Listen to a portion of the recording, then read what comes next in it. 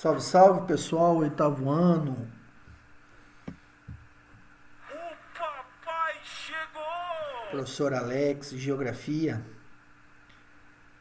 Vamos dar continuidade aos nossos trabalhos, gravando hoje a aula 11, continuidade da unidade 6. Na verdade, hoje a gente vai finalizar a unidade 6, assim como finalizar o volume 2.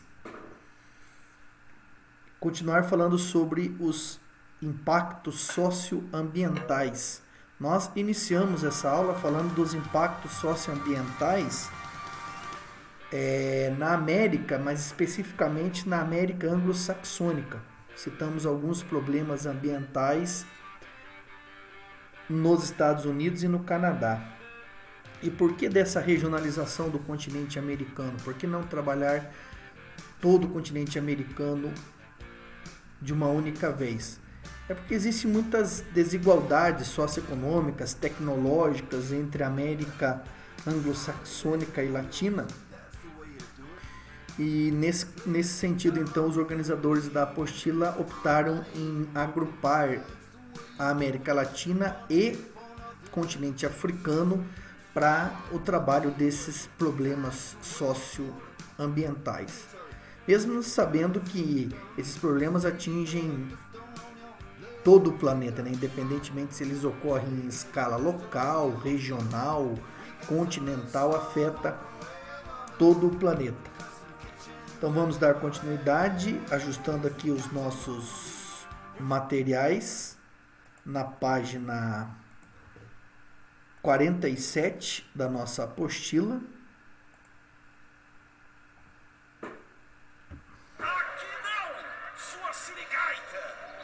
Dando sequência aí a esse trabalho dos impactos socioambientais. A extração em grande escala de recursos naturais explica boa parte dos impactos sobre o ambiente e cujas consequências recaem sobre a própria sociedade. Por atingir de modo inseparável o ambiente e a sociedade, é que as denominamos impactos socioambientais. Nas regiões menos desenvolvidas, como na maior parte da América Latina e da África, as populações são geralmente mais vulneráveis a esses impactos, tendo menos condições de evitá-los ou ao menos de diminuir seus efeitos. Quando atingidas por algum fenômeno natural, também são essas populações que apresentam mais dificuldades para retomar sua rotina, necessitando abrigo, ajuda como medicamentos, alimentos, roupas, entre outros itens essenciais. Desflorestamento e desertificação. As florestas tropicais recobrem parte da América Central, da América do Sul e da África Central. Atualmente, no subcontinente sul-americano, está a maior extensão das florestas tropicais remanescentes no globo, a maior parcela correspondente à floresta amazônica, cuja área de aproximadamente 6 milhões de quilômetros quadrados é compartilhada por 9 países. Na África, restam menos de 10% dos quase 7 milhões de quilômetros quadrados de florestas tropicais que havia originalmente. Quase toda a área que ainda conserva os aproximadamente 500 mil quilômetros quadrados de floresta se situa na bacia do Congo, na região equatorial do continente. Nas últimas décadas do século XX, a expansão de cultivos comerciais como cacau, café e amendoim, de pastagens e de extração de madeira, derrubou entre 80% e 90% das florestas da região do Golfo da Guiné, onde se situam Nigéria, Gana e Costa do Marfim, entre outros países. A Organização Não Governamental Intercontinental, ou Internacional, WWF, estima que 80% do desmatamento entre 2010 e 2030 se concentrará em 11 regiões do mundo, a maioria abrangendo áreas que guardam as últimas savanas e florestas tropicais africanas e americanas. Amazônia, Mata Atlântica e Cerrado, que abrange o território brasileiro. Grande Chaco, no leste da Bolívia, Paraguai e norte da Argentina. Choco Darin, oeste do Equador. Bacia do Congo e Grande Vale da África Oriental. Nesses locais, a vida selvagem se encontra em risco. Entre as diferentes atividades que mais contribuem para o elevado índice de desmatamento nos continentes americano e africano está a mineração. Além da ampliação da área desflorestada em muitos países africanos, essa atividade colabora para outra forma de degradação, as das relações sociais, por se tratar de um modelo concentrador de renda e, na maioria das vezes, explorador de mão de obra, e ainda pelas características do trabalho árduo em condições precárias nas áreas de extração de minério, são comumente regiões de divisões sociais e étnicas entre grupos rivais e, por fim, elevados índices de violência. Podemos observar essas imagens aqui para reforçar o texto, para ilustrar também, o processo de desflorestamento em Madagascar, é um país insular do continente africano. Praticamente quase toda a vegetação original foi retirada de uma área de encosta, inclusive de terrenos íngremes. Isso vai acelerar consideravelmente o processo de erosão e a histórica atividade de mineração, tanto na América Latina quanto no continente africano. Há séculos essa atividade é responsável por fortes impactos sociais e, como descreveu o texto, também envolve as questões sociais. No Haiti, aqui na América Central, país do Caribe localizado na parte oeste da ilha de São Domingos, a perspectiva de desenvolvimento socioeconômico do país com base na extração de bauxita, minério de alumínio, por décadas se esvaiu juntamente com o mineral explorado. Acabou tanto o minério quanto as reservas florestais. A exploração desse e de outros minérios realizada principalmente nas encostas das serras que fazem fronteira com a República Dominicana, país economicamente mais desenvolvido que ocupa a parte leste da ilha, devastou quase todas as áreas florestais tropicais, deixando o solo descoberto e exposto. As chuvas torrenciais do verão continuaram a acontecer e com elas a erosão e o deslizamento de encostas se intensificou. Rios e vales com frequência ficam parcialmente soterrados com a lama e outros sedimentos transportados pelas enxurradas.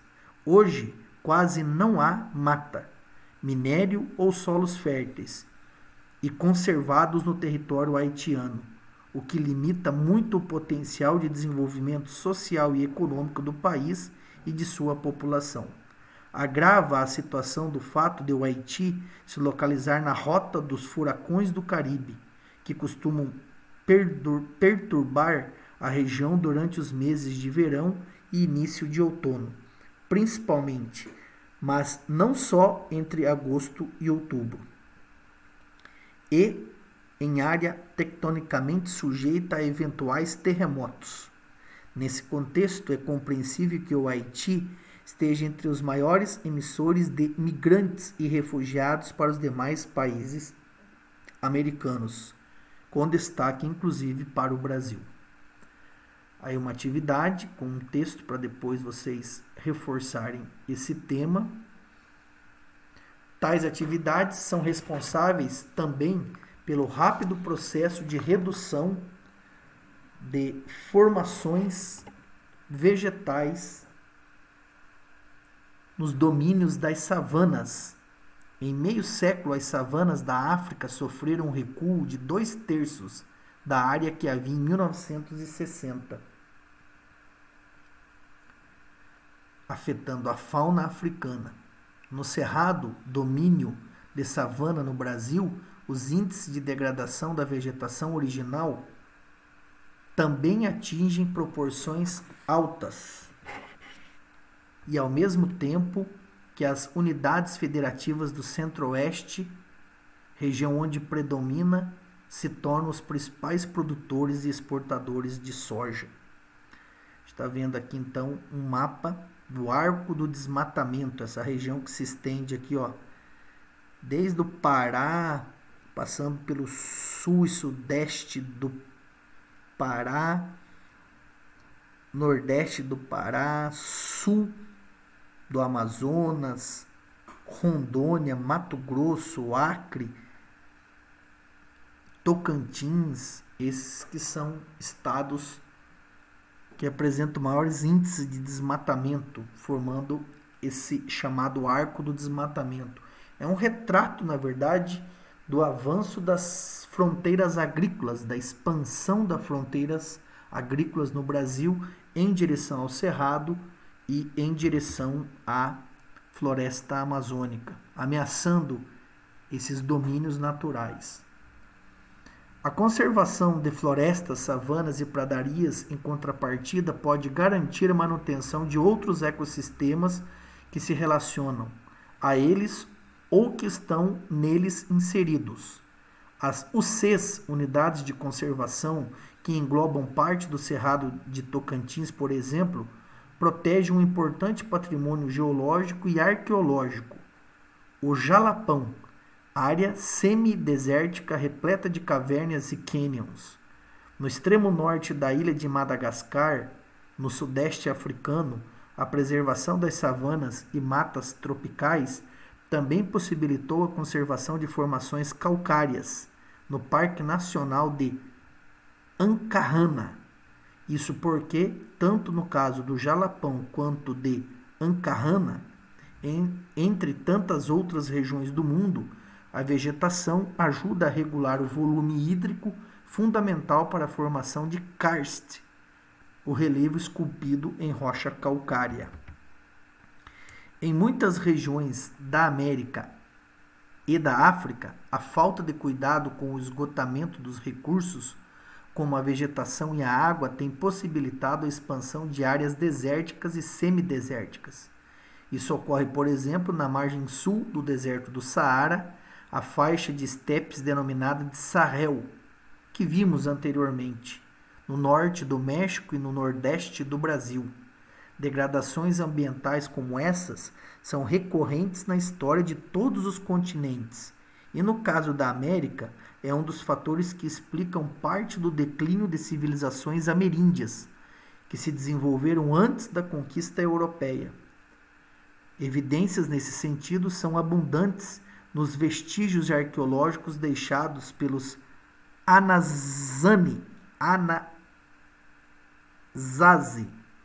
povo extinto há milhares de anos que vivera onde hoje é o sudoeste dos Estados Unidos, e os antigos maias, cujos descendentes vivem ainda hoje no sul do México e na parte da América Central.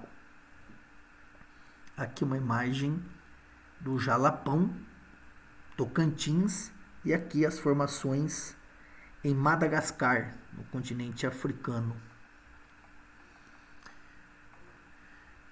Desertos são domínios que existem há mais tempo que a presença humana no planeta. Contudo, desertificação corresponde ao processo de expansão dos desertos, muitas vezes devido ao uso inadequado do solo pelas sociedades humanas. Ou seja, embora os desertos tenham origem natural, a expansão mundial desse domínio, ou a desertificação, é um processo que atualmente é intensificado pela utilização inadequada dos solos e a extração não planejada dos recursos. Estudos da ONU indicam que, se o ritmo de desertificação desse início de século XXI prosseguir, até 2050, o mundo perderá uma área de terras produtivas equivalente ao território brasileiro, ou seja, mais de 8,5 milhões de quilômetros quadrados. Aqui nós temos um mapa identificando, os grandes desertos do mundo e o processo de desertificação, né, que é o aumento, a expansão dessas áreas desérticas, como bem disse o texto, e o mapa aqui ilustra que as ações humanas estão diretamente relacionadas a essa expansão, principalmente ao mau uso do solo. Temos casos, inclusive no Brasil, desse processo no Nordeste brasileiro. Mais de 40% das áreas agrícolas e cerca de 2 milhões de pessoas, quase todas em países em desenvolvimento, estão localizadas nas áreas em desertificação ou suscetíveis a esse fenômeno. No Brasil, a área vulnerável à desertificação situa-se sob o domínio da Caatinga, em especial no interior da região Nordeste, afetando cerca de 30 milhões de pessoas, 85% dos quais em situação de pobreza. O semiárido nordestino, só para constar, é o semiárido com a maior densidade demográfica do mundo, ou seja, é a região semiárida mais povoada de todo o mundo. Períodos extraordinariamente longos de seca ocorridos nas décadas de 30 no meio oeste dos Estados Unidos e de 70 no Sahel, na África, levaram a comunidade internacional a se mobilizar em relação ao problema da desertificação, culminando com a Conferência Internacional das Nações Unidas para Combate à Desertificação, realizada em 1977 na capital do Quênia, Nairobi. Paisagem da nossa Caatinga aqui, que sofre com o processo de desertificação, né? Futuramente, infelizmente, se esse processo não for contido, né, teremos no Brasil áreas de deserto. Controle das águas do Rio Nilo. Falaremos agora dos problemas hídricos, já que falamos anteriormente de problemas relacionados a desflorestamento e solos. A atual sociedade egípcia, assim como a antiga civilização, vive em estreita relação com o Rio Nilo, único rio permanente, perene, a atravessar as terras áridas do Nordeste africano, o deserto do Saara.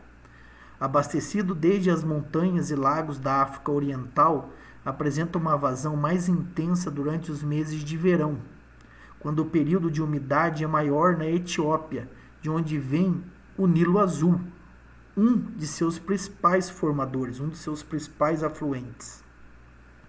Desde os tempos dos antigos faraós, a ideia de distribuir a descarga do rio ao longo do ano era o que norteava os projetos para a execução de grandes obras. A maioria, ou a mais ambiciosa delas, contudo, foi construída em 1970, a grande barragem de Assuã.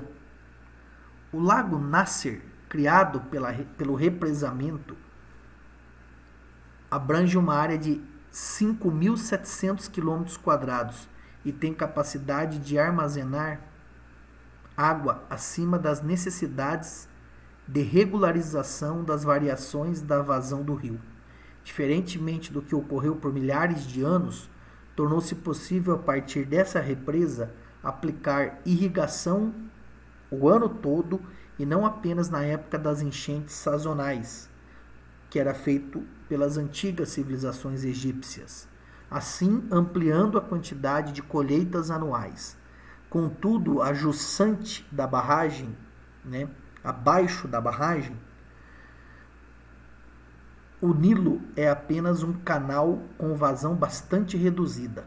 A represa conseguiu distribuir o volume de água no decorrer do ano, mas o fluxo total das águas do Nilo é atualmente menor do que antes da construção, desde que outros reservatórios ao longo do curso, uma vez que a perda por evaporação é maior na superfície dos lagos. Durante as obras da grande barragem de Assuã, foi realizado de maneira surpreendente para a época um resgate arqueológico financiado pela Unesco, Organização das Nações Unidas para Educação, Ciência e Cultura, que resgatou inúmeras obras, né, e artefatos arqueológicos da milenar civilização egípcia. Aqui uma vista parcial, né, panorâmica do templo de Ramsés II às margens do lago Nasser. É esse grande lago aqui que se formou a partir da construção, né, da barragem, né, de Assuã, no rio Nilo. Expansão urbana em áreas de risco. Desde 2007, a maioria da população mundial tornou-se urbana. O rápido crescimento da população das cidades se deve principalmente à intensificação do processo de urbanização a partir da segunda metade do século XX, em especial nos países em desenvolvimento. Na América Latina e mais recentemente na África subsaariana, a acelerada urbanização decorreu principalmente do êxodo rural, ou seja, da migração de parte da população rural, e se concentra principalmente em torno das grandes regiões metropolitanas. Nas cidades, as áreas mais bem dotadas de infraestrutura são mais valorizadas, enquanto que, em geral, estão mais distantes do centro ou cujo acesso e mobilidade são mais difíceis, além de desprovidas de determinadas infraestruturas, são menos valorizadas. Em áreas densamente povoadas, a expansão das cidades comumente ocorre sobre terrenos vulneráveis a desastres socioambientais, destacadamente em encostas de morros, áreas de várzeas e até mesmo muito próximos a depósitos de lixo. Em geral, isso se dá por conta da restrição, da dificuldade, da impossibilidade de acesso à maior parte dos imóveis por parcela da população de menor renda, mais pobre. A retirada da cobertura vegetal em áreas de encosta com elevada declividade para a instalação de casas ou para a agricultura torna o solo mais suscetível à ação erosiva. Por essa razão, nesses locais são comuns os movimentos de massa, como deslizamento de terra e de blocos rochosos soterrando encosta abaixo. Isso tem provocado inúmeras vítimas em muitos países latino-americanos, africanos. No Brasil, o problema é mais intenso nos estados da região sudeste, mas isso também não significa que outros estados do Brasil estejam livres, né, desse tipo de problema, desse tipo de acontecimento geológico, né? Eles afetam, infelizmente, grande parte da população brasileira que se concentra na região litorânea, próxima à encosta, né, do litoral brasileiro. E também aqui enchentes, como a gente pode ver em Porto Velho, Rondônia, né, às margens do rio Madeira. Mesmo terrenos muito planos, sem declividade, podem ser afetados por desastres socioambientais. As áreas de planície aluvial, rios, situadas próximas às margens dos rios, são frequentemente alagadas, principalmente no período de maior volume de chuvas, que no nosso caso é entre o final e começo de cada ano, que são os meses de verão, quando os terrenos nelas situados são densamente ocupados e o solo é impermeabilizado, reduzindo as áreas de infiltração da água da chuva. A inundação amplia-se. Em ambos os casos, a ocupação desordenada do espaço urbano leva milhares de pessoas a situações de risco, né? Exatamente assim que esses problemas se intensificam. Estamos analisando, né, na verdade, finalizando aqui, uma série de problemas socioambientais, né, dessa estreita relação entre a sociedade e o meio ambiente, que quando é praticada de forma desordenada, não planejada e exploratória, oferece riscos, oferece, né, danos à sociedade. Galera, estamos assim finalizando essa nossa aula 11 e, consequentemente, a nossa unidade e, como eu mencionei no início da aula, o volume também 2 da nossa apostila. Fica mais uma vez uma dica, né, para os exercícios da apostila e do CA, para reforço desse conteúdo, e qualquer dúvida vocês compartilhem com a gente nas nossas lives, nas nossas aulas ao vivo, ok? Para vocês eu deixo aqui o meu recado. Beijo no seu coração. Fui!